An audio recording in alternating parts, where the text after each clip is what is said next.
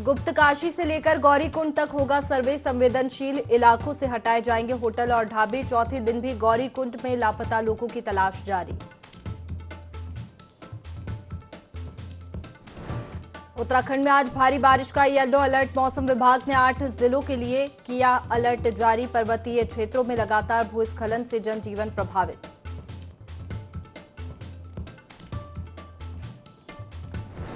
देहरादून में कांग्रेस की आज होगी बड़ी बैठक। राहुल गांधी की प्रस्तावित पदयात्रा को लेकर बनेगी रणनीति। बैठक में प्रदेश प्रभारी सहित पार्टी के वरिष्ठ नेता रहेंगे मौजूद।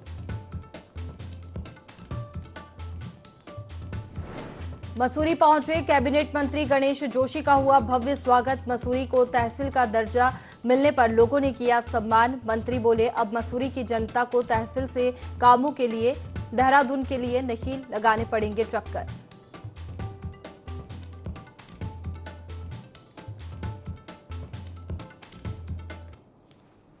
नमस्कार, आप देख रहे हैं देवभूमि लाइव। मैं हूं आपके साथ में वैष्णवी। बुलेटिन की शुरुआत करेंगे देहरादून से, जहां गौरीकुंड हादसे से प्रशासन ने सबक लिया है। गुप्तकाशी से लेकर गौरीकुंड तक सर्वे कराने की तैयारी में प्रशासन है। संवेदनशील इलाकों से होटल और ढाबे हटाए जाएंगे। चौथे दिन भी गौरीकुंड हादसे में लापता लोगों की तलाश जारी रहेगी। बता दें कि गौरीकुंड में हुए लैंडस्लाइड में आई कुछ दुकानें। गौरीकुंड हादसे से प्रशासन ने सबक लिया है। गुप्तकाशी से लेकर गौरीकुंड तक सर्वे कराने की तैयारी में प्रशासन है। संवेदनशील इलाकों से हटाए जाएंगे होटल और ढाबे। चौथे दिन भी गौरीकुंड हादसे में लापता लोगों की तलाश लगातार जारी है। बता दें कि गौरीकुंड में लैंडस्लाइड में कुछ दुकानें आई थी।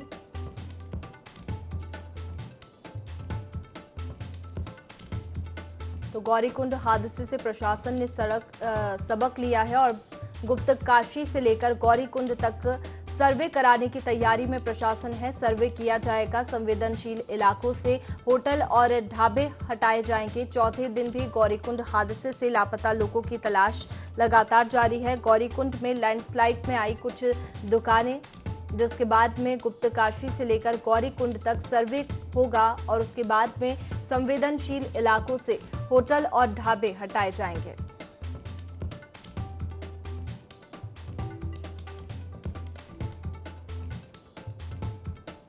तो देखिए, गौरीकुंड हादसे से प्रशासन ने सबक लिया है। गुप्तकाशी से लेकर गौरीकुंड तक सर्वे कराने की तैयारी में प्रशासन है।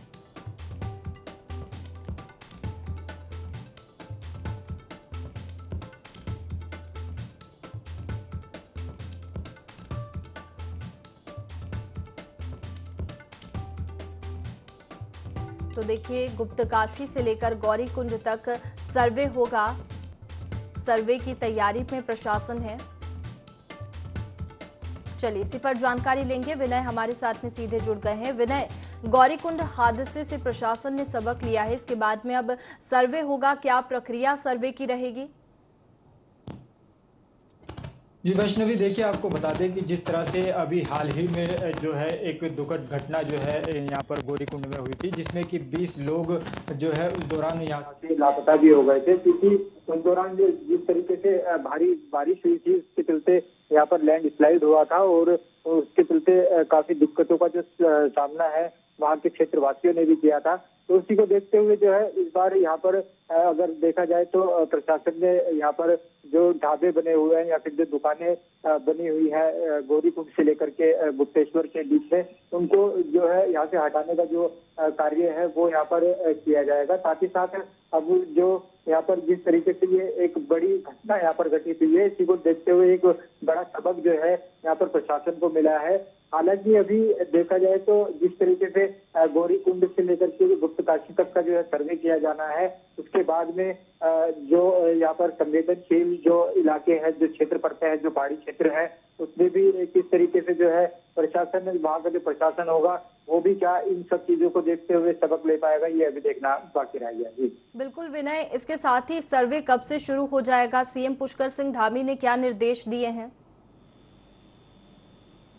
जी वैसे देखिए आपको बता दें कि सर्वे के लिए देखा जाए तो सर्वे जो है यहाँ पर जल्द ही शुरू किया जाना है, जिसको लेकर के प्रदेश के जो मुख्यमंत्री हैं पुष्कर सिंह धामी ने यहाँ पर निर्देश भी यहाँ पर जो है अधिकारियों को दे दिया है और सर्वे करने के बाद में किस तरीके से जो है दुकानों को वहां से शिफ्ट करना है, उनको वहां से हटाना है। जो क्योंकि देखा जाए तो जिस तरीके से यहाँ पर ये बड़ी घटना हुई थी उसके बाद कई दुकानें भी जो ऐसी थी जो लैंडस्लाइड के दौरान जो है बीच में आई थी, तो इसी को देखते हुए एक बड़ा फैसला जो है यहाँ पर सरकार द्वारा लिया गया है। यहाँ पर प्रशासन जल्द ही इस पर कार्रवाई शुरू करेगा। जी बिल्कुल विनय, इसके साथ ही काफी बड़ा हादसा था, लापता लोगों की तलाश अभी भी जारी है, चौथा दिन है आज। ऐसे में क्या कुछ निर्देश दिए गए हैं और मुआवजा राशि को लेकर के क्या अपडेट है?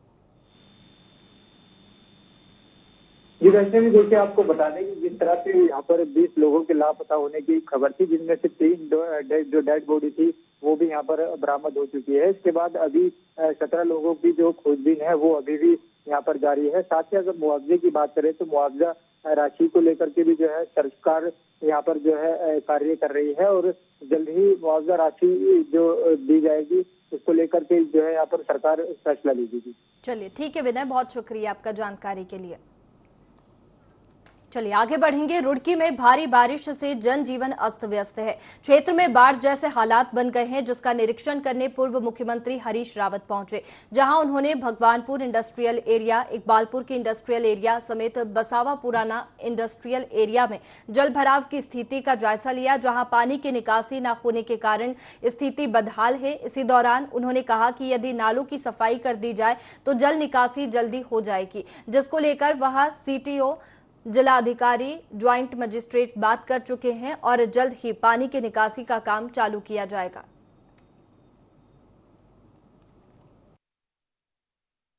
मुख्यमंत्री माननीय हरीश रावत जी आए थे, उनके साथ में ममता राकेश जी विधायक भगवानपुर और विधायक झबरेड़ा श्रीवेंद्र जाती जी भी आए थे।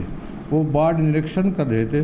किसानों की फसलें खराब हुई, लोग बहुत परेशान हैं, मकानों पानी घुस गया और बच्चे उससे बीमार हो रहे हैं और वो मतलब एक तरह से लोगों की सारी समस्याएं सुन रहे हैं और लिख रहे हैं कि इसके सामने क्या घटना हो रही है। भगवानपुर के बीच के गांव हैं, इसमें दोनों इंडस्ट्रियल एरिया बल्कि 3, इधर भगवानपुर का कुछ हिस्सा जो कुहाना से लगा हुआ है और इधर देवभूमि वाला, फिर ये रुड़की का जो पुराना वाला इंडस्ट्रियल एरिया है वो सब, और इधर हाईवे के कारण सारे निकासी के रास्ते बंद होने से पानी जमा पड़ा है और कुछ जगह स्थितियां ये हैं कि यदि नाले साफ कर दिए जाएं तो पानी की निकासी हो जाएगी।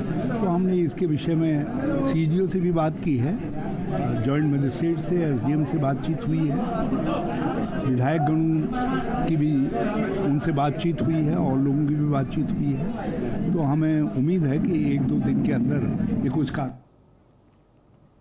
चलिए आगे बढ़ेंगे। खबर मसूरी से है, जहां पिक्चर पैलेस स्थित श्री राधा कृष्ण मंदिर सभागार में मसूरी को तहसील का दर्जा दिए जाने के उपलक्ष्य में शहर के कई सामाजिक संगठनों, व्यापारियों और होटल एसोसिएशन के सदस्यों के साथ ही टैक्सी एसोसिएशन ने स्वागत सम्मान समारोह का आयोजन किया। इस दौरान कैबिनेट मंत्री गणेश जोशी को शॉल और पुष्प गुच्छ भेंट कर उनके प्रयासों की सराहना की गई। साथ ही सीएम पुष्कर सिंह धामी के साथ ही कैबिनेट मंत्री गणेश जोशी का आभार व्यक्त किया गया और कैबिनेट मंत्री गणेश जोशी ने मुख्यमंत्री पुष्कर सिंह धामी का आभार व्यक्त कर कहा, मसूरी शहर वासियों की लंबे समय से मांग थी, मसूरी को तहसील का दर्जा दिया जाए।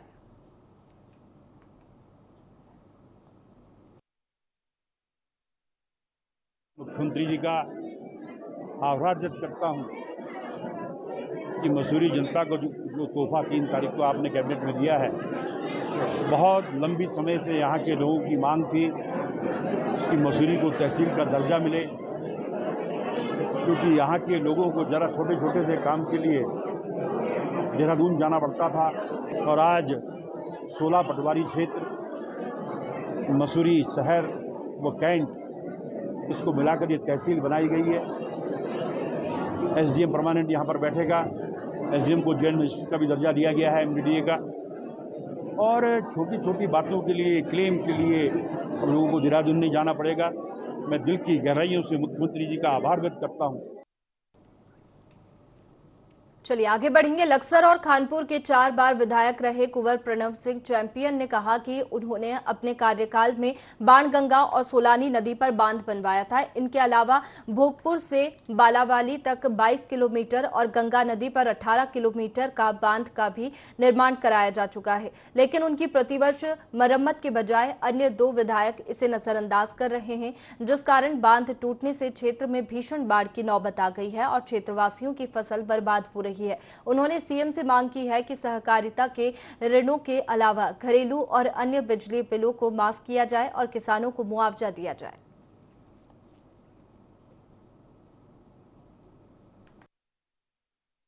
हमने जो संसाधन पिछले 20 सालों में खादर की रक्षा के लिए बनवाए थे, सबसे पहले 2003 में हमने बाणगंगा का बांध बनवाया था, उसके बाद हमने सोलानी का बांध बनवाया था, फिर हमने दीगर विधानसभा में लक्सर के विधायक थे लेकिन लालढांग विधानसभा में भोगपुर से बालावाली का 22 किलोमीटर का बांध बनवाया था, और फिर हमने बड़ी गंगा का बांध बनवाया था 18 किलोमीटर का।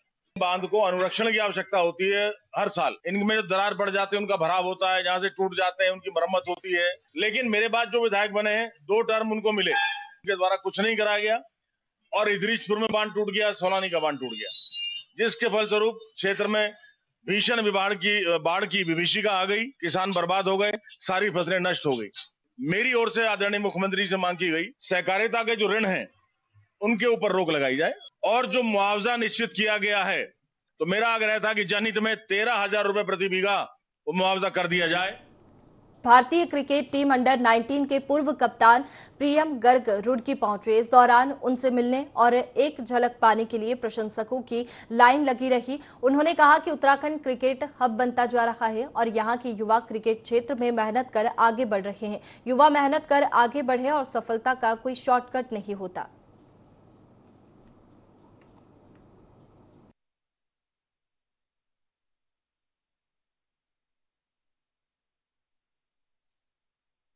प्रियम भाई यहाँ आए, प्रशांत चौधरी जी और ओनर गट्स एंड ब्रेव के माधव प्रताप जी आए, और अनुव्रत भाई की यहाँ मेन इम्पोर्टेंस ये है कि यहाँ पे अच्छे से अच्छे हमारा मतलब खाने पीने का सब बढ़िया रहे और यहाँ पे अच्छे से अच्छा प्लेयर आए।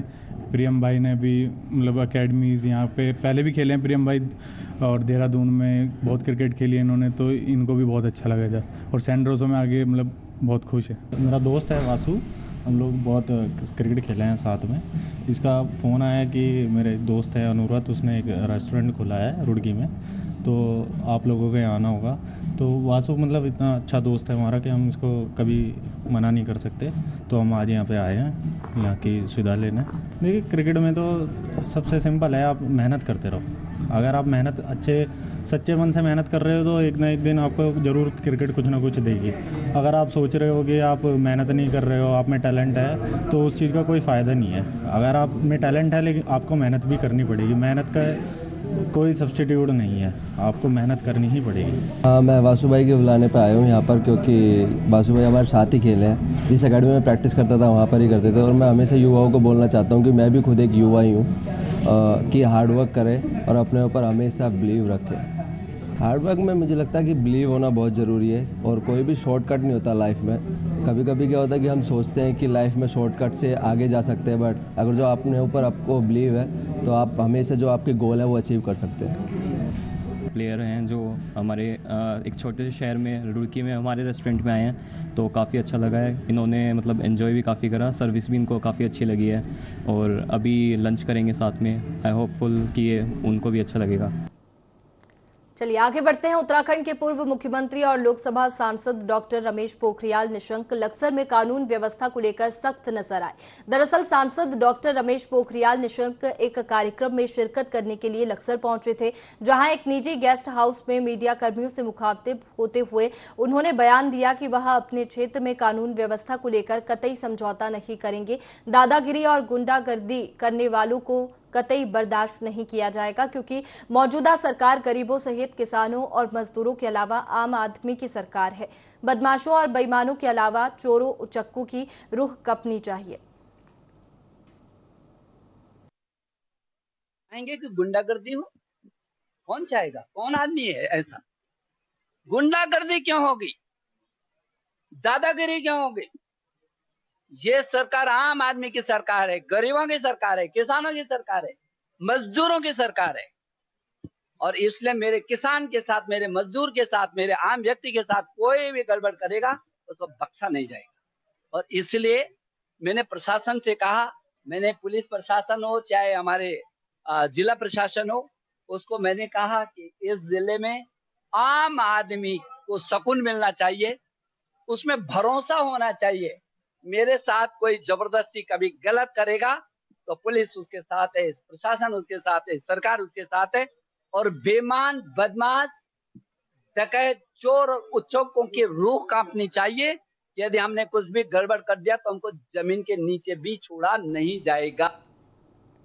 खबर चंपावत जिले के सीमांत टनकपुर चीनी गोट से है, जहां ग्राम प्रधान ने लगभग 500 ग्रामीणों को आम के फलदार पौधों का वितरण किया था और सभी ग्रामवासियों से वृक्षारोपण करने की, पर्यावरण को बचाने की अपील की। ग्राम प्रधान पूजा जोशी का कहना है कि ग्रामीणों को पौधे बांटने से क्षेत्र में हरियाली बनी रहेगी और वातावरण भी शुद्ध रहेगा।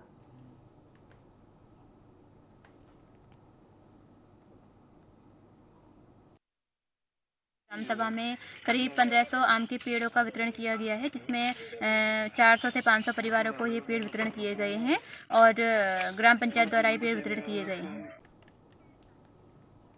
चलिए आगे बढ़ेंगे। पूर्व मुख्यमंत्री और हरिद्वार से लोकसभा सांसद डॉक्टर रमेश पोखरियाल निशंक ने मुख्यमंत्री पुष्कर सिंह धामी की तारीफ करते हुए कहा कि जिस प्रकार से युवा मुख्यमंत्री काम कर रहे हैं वह काबिले तारीफ है और उनके काम करने का स्टाइल लाजवाब है।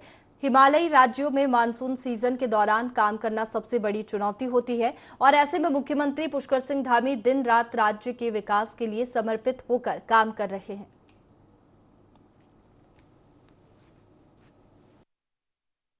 नंबर की बात नहीं है, लेकिन आप भी जानेंगे कि धामी अच्छा काम कर रहे हैं, युवा हैं, मेहनती हैं, रात दिन खप रहे हैं।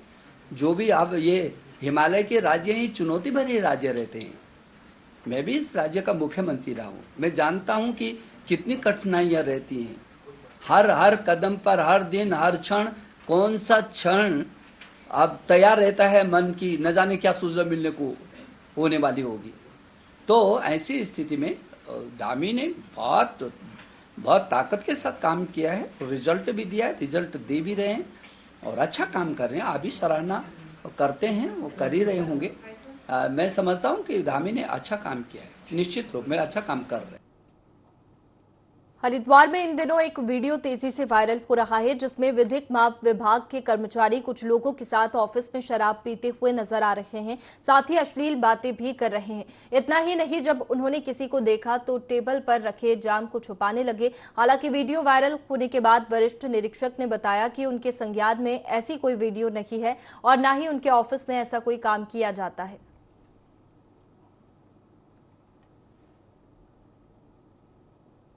संज्ञान नहीं है। अभी आप लोगों ने जो मुझे दिखाया उसमें मैंने देखा शराब का तो कोई जिक्र ही नहीं है। शराब होती तो उसमें काफ़ी कुछ आइटम होते। वो एक जूस है, जूस पीना या कोई भी कोल्ड ड्रिंक पीना कार्यालय में बाधित तो नहीं है। मैं उसी का सेवन कर रहा था, बातों में मैं कहीं पे हूँ नहीं। और मेरा फील्ड का वर्क भी है और ऑफिस में मेरे पीछे कौन क्या कर रहा है, क्या कह रहा है, आपने मुझे वीडियो दिखाई है, मैंने वीडियो देखी भी है। उसका संज्ञान लेकर मैं अपने जो हमारे नीचे के कर्मचारी हैं उसका मैं इस संबंध में स्पष्ट उचित कार्रवाई करूँगा। कांग्रेस प्रदेश अध्यक्ष करण माहरा और युवा नेता मनीष खंडूरी के अंकिता भंडारी हत्याकांड और गढ़वाल के नेताओं के ऊपर दिए गए बयान को लेकर सांसद डॉक्टर रमेश पोखरियाल निशंक ने जुबानी हमला बोला है। डॉक्टर निशंक ने कहा कि कांग्रेस के नेताओं को कम से कम अपने भाषा में संयम बरतना चाहिए और इस तरीके के बोल नहीं बोलना चाहिए। डॉक्टर निशंक ने कहा कि इसका खामियाजा कांग्रेस को आने वाले चुनाव में भी उठाना पड़ेगा और अब अगर वह जनता के बीच जाएंगे तो गढ़वाल की जनता उनसे जरूर पूछेगी कि कांग्रेस के मन में गढ़वाल के नेताओं को लेकर क्यों ये नफरत भरी है।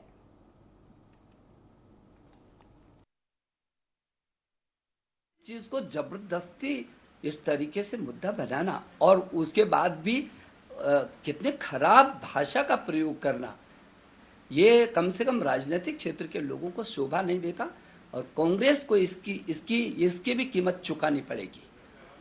कांग्रेस के लोग अब जाएं गढ़वाल में, पूछेंगे कि गढ़वाल के लोगों के प्रति इतनी नफरत, इतनी गंदगी भरी हुई है कांग्रेस के मन में कि उल्टा सुल्टा बोलें, किसी, मैं वो गढ़वाल हो, कुमाऊं हो, कहीं भी हो, लेकिन आपने तो एक शब्द गढ़वाल शब्द कह करके गढ़वाल के लोगों को अपमानित किया है। उनको क्षमा मांगनी चाहिए सार्वजनिक। देहरादून में एमडी एनएचएम रोहित मीणा ने प्रेस कॉन्फ्रेंस करते हुए मीडिया से चर्चा की और मिशन इंद्रधनुष अभियान 5 के बारे में विस्तार पूर्वक जानकारी दी। उन्होंने कहा कि यह भारत सरकार के निर्देशानुसार सभी राज्यों में सघन मिशन इंद्रधनुष 5 IMI की गाइडलाइन के तहत 3 चरणों में किया जाना है, जो कि 7 से 12 अगस्त पहला चरण, फिर 11 से 16 सितंबर दूसरा चरण और 9 से 14 अक्टूबर 2023 आखिरी चरण में समस्त जनपदों में आयोजित किया जाएगा, जिसमें इस अभियान के तहत करीब 8 लाख से ज्यादा लोगों ने रजिस्ट्रेशन करवाया था। बता दें कि करीब 22,000 बच्चों को टीकाकरण किसी कारणवश नहीं हो पाया था, उनको सबसे पहले टारगेट किया जाएगा। साथ ही जो महिला गर्भवती है उनको उसके बाद टारगेट किया जाएगा। तो वहीं उन्होंने सभी जनप्रतिनिधियों से अनुरोध भी किया है कि वे अवश्य ही अपना टीकाकरण करवाएं, ताकि देश के सभी लोग इम्यून रहें और स्वस्थ समाज के निर्माण की ओर अपना योगदान दें। दिशा निर्देश में मिशन इंद्रधनुष 5.0 प्रारंभ किया गया है। ये 3 चरणों में किया जाएगा, जिनकी जो तिथियां हैं वो 7 से 12 अगस्त, 11 से 16 सितंबर और 9 से 14 अक्टूबर है, जिनमें ये किया जाएगा। पहले जो चरण है उसमें 7 से 12 अगस्त का जो चरण है उसके लिए लगभग 550 सेशन राज्य भर में आइडेंटिफाई किए गए हैं। अभी तक हम लोग लगभग 8 लाख बच्चों का सर्वे कर चुके हैं, जिनमें लगभग 22,000 ऐसे बच्चे आइडेंटिफाई किए गए हैं जिनको जो टीके में पहले हमारे यहाँ से लेफ्ट आउट हो गए थे, उनको हम टारगेट करेंगे। इसके अलावा लगभग 4,700 महिलाएं हैं जिनके भी टीके छूटे हुए हैं, जिनको इस मिशन इंद्रधनुष 5.0 में टारगेट किया। खबर लालकुआं से है, जहां पर पीएम नरेंद्र मोदी ने अमृत भारत स्टेशन योजना के तहत रेलवे स्टेशन पर 24 करोड़ की लागत से पुनर्विकास कार्यों का वीडियो कॉन्फ्रेंसिंग के माध्यम से शिलान्यास किया, जिसके बाद अब लालकुआं रेलवे स्टेशन को राष्ट्रीय स्तर पर नई पहचान मिली है। शिलान्यास कार्यक्रम में रेल मंत्री अश्विनी वैष्णव भी वर्चुअल रूप से कार्यक्रम में जुड़े और कार्यक्रम का शुभारंभ रेलवे ADRM ने संयुक्त रूप से दीप प्रज्वलित कर किया, जिसके बाद अतिथियों का ADRM राजीव अग्रवाल ने शॉल ओढ़कर और पौधा भेंट कर स्वागत किया। वहीं लालकुआं विधायक डॉक्टर मोहन सिंह बिष्ट ने बताया कि प्रधानमंत्री नरेंद्र मोदी ने 24 करोड़ की धनराशि देकर विकास की जो नींव रखी है, उससे हमारे क्षेत्रवासियों को भी लाभ मिलेगा।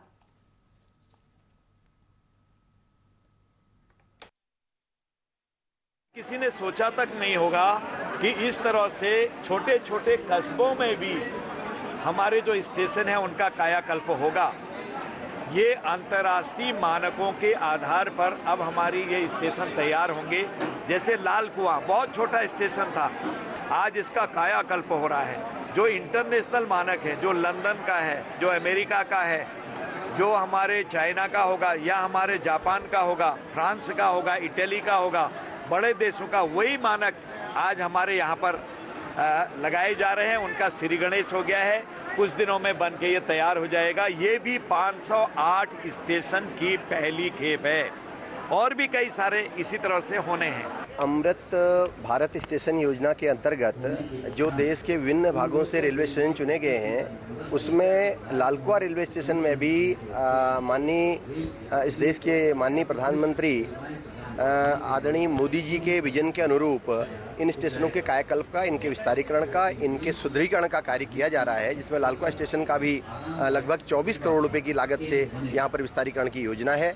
इससे पूरा क्षेत्र न केवल अपना लालकुआं बल्कि पूरा कुमाऊं क्षेत्र, क्योंकि वह कुमाऊं का प्रवेश द्वार है और यहाँ पर होने वाली तमाम नई ट्रेनों के संचालन से, इस स्टेशन के विस्तारीकरण से स्टेशन में तमाम अत्याधुनिक सुविधाएं, वो चाहे एस्केलेटर से हो, चाहे लिफ्ट हो और अन्य वातानुकूलित कक्ष हो, इन सब का निर्माण यहाँ पर किया जाएगा। मोदी जी द्वारा जो आधारशिला रखी गई है लालकुआं स्टेशन को पुनर्विकसित किए जाने की, सफलतापूर्वक ये कार्यक्रम संपन्न हुआ। इसमें सभी 506 स्टेशनों का एक साथ उन्होंने जो आधारशिला रखी है और ये सभी स्टेशन कनेक्टेड थे।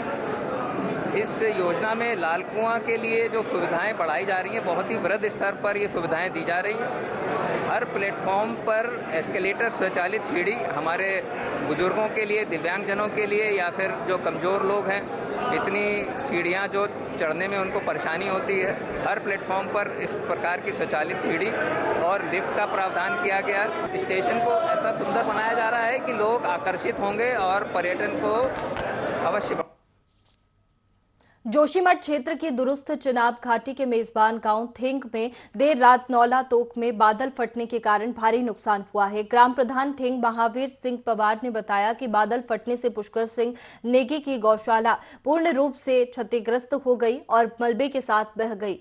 इस मलबे में बड़े पैमाने पर कई लोगों की खेती बाड़ी का नुकसान हुआ है। वहीं बादल फटने के इस मलबे के कारण ग्वाटतोक में स्थित लगभग 10 परिवारों के आवासीय मकानों पर संकट बना हुआ है। बारिश से गांव को जोड़ने वाली मुख्य सड़क, पैदल मार्ग के साथ साथ पेयजल लाइन पूरी तरह से क्षतिग्रस्त हो गई है।